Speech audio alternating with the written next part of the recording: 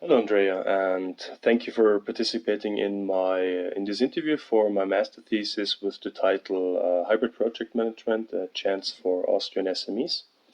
And therefore, I would like to say thank you. And if you're ready, I would like to start with the first question. Sure. Okay, so what kind of project management approach does your company follow? We have several or a few project management approaches. First, we have a more classical one. It is based on a stage gate process, so where you have decision gates between the different stages of a project. And we also have an agile project management approach, which is quite new. So most of the projects are done with the stage gate process, and there are a few pilot projects that are done according to the agile project management approach. Okay, and could you please describe the pros and cons of the classical approach and why you have chosen to add agile methods as well? The original, the stage gate process is already well established inside the company. So there is not a lot of uncertainty. Everybody knows at what point you need to deliver what output, and it's like in the entire company, every key partner knows this process. But we figured out that the customers change their minds quite certainly. So we developed the Agile project management approach, which has, in contrast to the standard approach, iterations during the project. When you have a standard project management, you have like a feedback session at the end. For Agile management, you can review this all the time. So after every sprint, you have like a review: what went good, what went well, what went bad. And you can also check back with the customer if this is really going in the right direction for him. This is not so easy in a stage gate based process because you do not have these feedback sessions and also not including the customer too much. So therefore, if you have changes in the standard stage gate process, it causes a lot of trouble and you cannot adapt that easily. For agile project management, as the structures are more flexible, you can adapt to the changes in a much faster way. One more advantage of agile product management is that you have really the customer and also the suppliers in a much closer contact than for the standard approach. For the standard approach, you maybe have one session in the beginning with the customer. They define what they want to have into detail as much as possible. And afterwards, the development starts, and then in the end, what the output will be presented to the customer. With the agile approach, you have the customer included in the process. So, there is a closer contact, more updates, and therefore you can achieve what the customer wants in a better way, in a more efficient way, and also quality-wise, you can, how can I say, the quality can be improved in terms of having those iterations all the time, also with the entire project team, and including quality management from the very beginning on, and also having them in every iteration. You can really target together with the customer what is requested. So in the iterations, you can really redefine: is everything going right? Is it according to the quality? Is it according to the customer needs? And therefore, you can then adjust, if needed, the product and also the processes. One negative side, I would say, is that for agile projects, you really need to have a focus. So if you have several projects at the same time, working agile is not working. So you need to have a focus because you have shorter timelines. You do not have a month between every gate. You have 2 week sprints with predefined actions that have to be done in this 2 week sprint. And if you have several other projects, you will not be able to fulfill the tasks, and then the Agile method cannot work.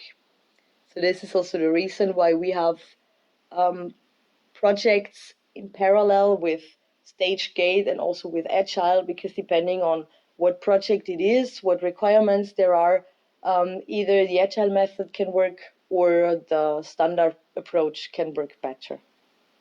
Okay, thank you. How would you describe your organization's culture? It is a family business. It has always been a family business, and it still is. So the hierarchy is quite steep. We also have a lot of managers.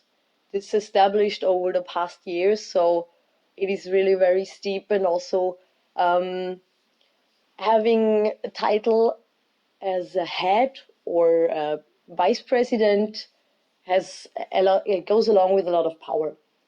So it is really very hierarchical, I would say. Okay, and how does this influence the project management? Is this also very steep hierarchy or rather a flat one?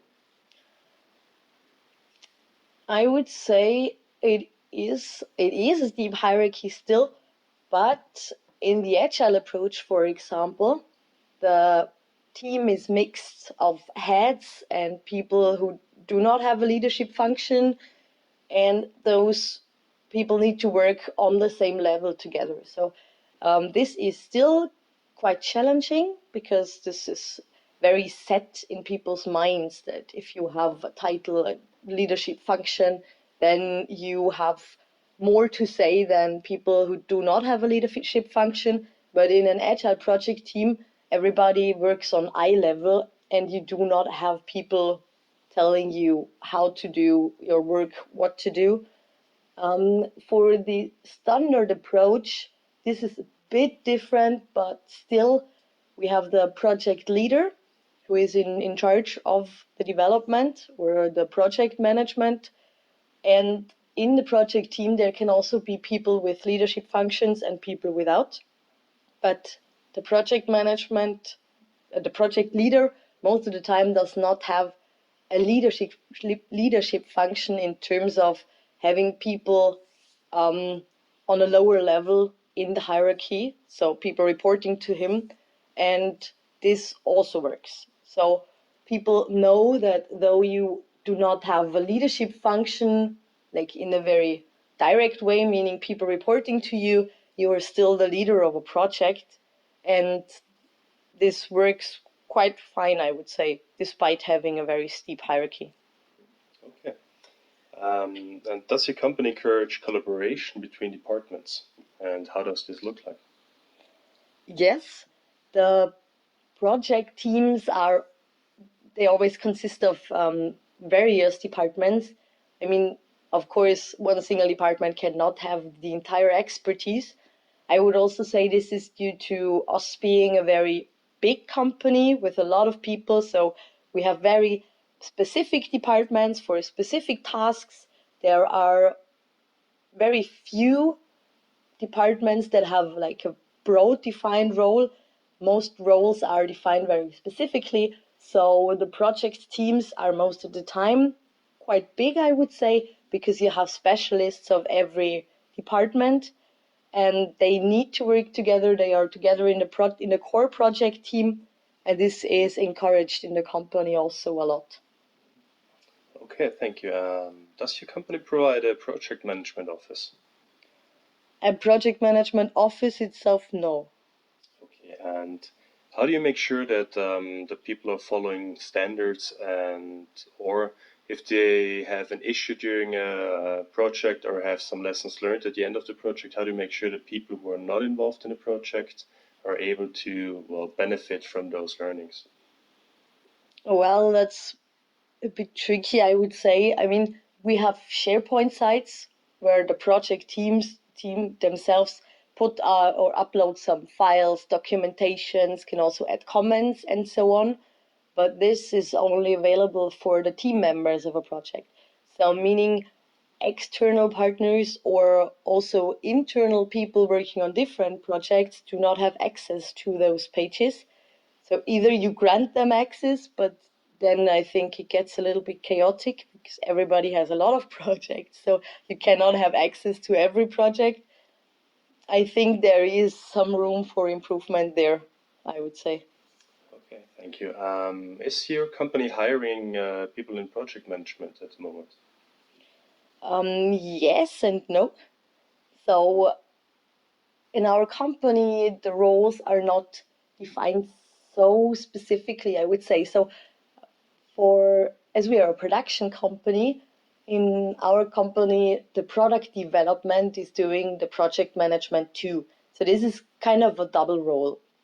And also, I have to admit that the job definitions are not always so super clear because some people in product development managers are always product development managers, but when it comes to product managers, they are sometimes product management managers and sometimes project managers. So I would say we do not have a separate department for project management only. It is located in the marketing sector and distributed on the product development people and product management people who do also the project management. Product management is always the project owner. Product development is always the project leader for all the development projects we have inside the company. Okay, and do you know which skills such a project or, like you said, product manager has to have? Yes, I mean, as I already mentioned, most of the time, those product managers, project owners, or the product development managers, who are the project leaders, do not have a leadership function. So lateral leadership is very important here. Also, they need to have a certain understanding of the products that are developed. Of course, there are departments like technical development, process engineering, and so on. But as a project leader, you should at least be able to understand what is going on because you also have to have an eye on if the different tasks are fulfilled and in what way. So, technical understanding and know how about the products themselves is required. And also, you have to, how can I say, soft skills are very important. So you work together with people and you have to find the right way how to deal with those people.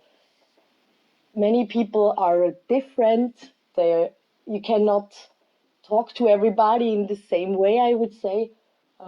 There is a good, how can I say, a good approach by Schulz van Thun that says that people might understand things differently than people are than people are what people mean when they say something.